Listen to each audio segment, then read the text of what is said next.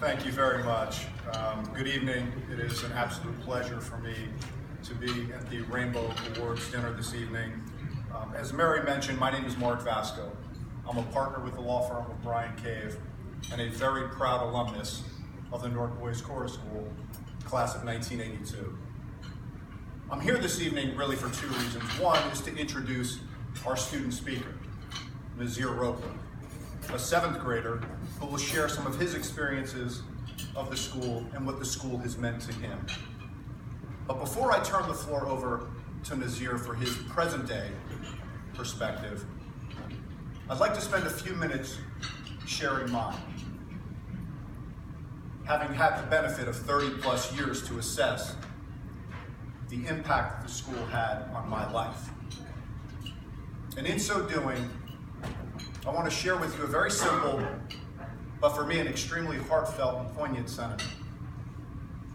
The Newarkyy Chorus School saved my life. In 1978, I was a fourth grade student at Dayton Street Elementary School here in Newarkyy. The environment at Dayton could best be described as controlled chaos. My teachers were much more like referees than educators, and learning took a distant backseat to crowd control in virtually every classroom. The place I called home was the Seth Boyden housing projects off of Frelinghuysen Avenue. My dad, who had only been out of prison a few years at that point, was out of work, bitter, and slowly losing a battle with alcohol that would take his life some 10 years later. Like many in my neighborhood, my family lived on welfare and food stamps, struggling to get by in a place where a young man's odds of going to prison were far higher than his odds of going to college. Success stories and role models were hard to come by. And as I envisioned my future back then, it looked every bit as bleak as my present. All of that changed when I was invited to audition for the Newarkyy Chorus School in the spring of 1978. Those auditions and my subsequent admission to the school were the beginning of a life-altering and ultimately a life-saving journey for me. My 4 years with the boys' chorus exposed me to a world outside the Seth Boyden projects that I had no idea even existed. Before reaching our teens, my classmates and I were performing on stage at the John F. Kennedy Center in Washington, D.C. We were singing music written for the choir by famed composer Giancarlo Menotti at the Spoleto Festival in Charleston, South Carolina. On any given night, we might be performing alongside the New Jersey Symphony Orchestra, the Boston Pops, or the Harlem Boys Choir. We even toured Japan for 3 weeks, traveling the countryside, playing to packed houses, and signing autographs at every stop. A boost to a kid's self-esteem if ever there was one. All the while, we're rubbing elbows with corporate executives, elected officials, celebrities, all of whom viewed us as something special, as something to be celebrated. Let me tell you, for a kid from the projects, to earn the respect of those that you yourself admire and emulate, once that happens, all things seem possible. As wonderful as those experiences were, they would not have meant nearly as much without the guidance and tutelage I received from some of the finest teachers that I've ever known. On a daily basis, I was encouraged to challenge conventional wisdom, to push past my comfort zone in the classroom, and to never ever succumb to the curse of low expectations.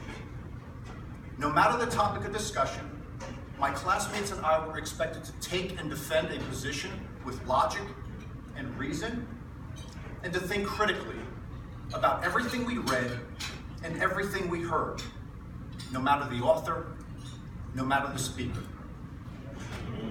Those classroom experiences helped inspire me to pursue a career in the law, a career in which I still call upon the fundamental skills drilled into me nearly 35 years ago.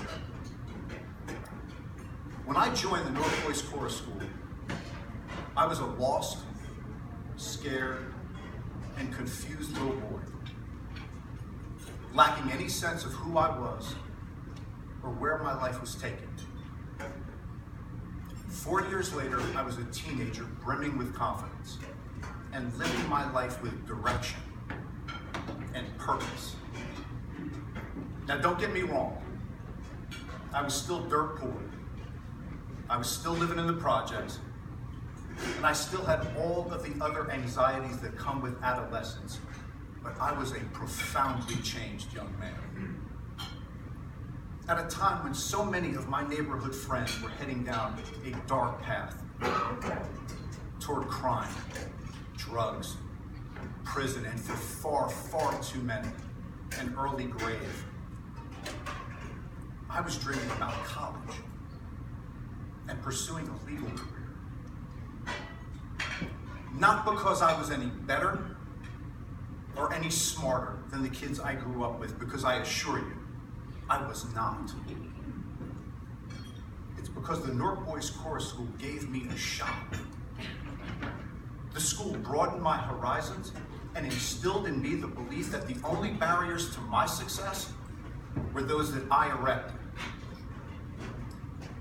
That sense of empowerment and self-worth is what has enabled me to live the incredibly blessed life I've had the good fortune to live.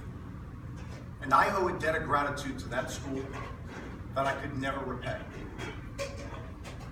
But I also owe a debt of gratitude to the men and women who, just like all of you, supported the school's mission back when I was a student. You know, it's funny. I distinctly remember performing at the Rainbow Awards dinner those many years ago, not appreciating at the time that the generosity and goodwill of the folks in that audience was paving the way for me to escape the Project to Seth Boyden and to give my two boys the life I never had. And while I can't go back and thank all of them,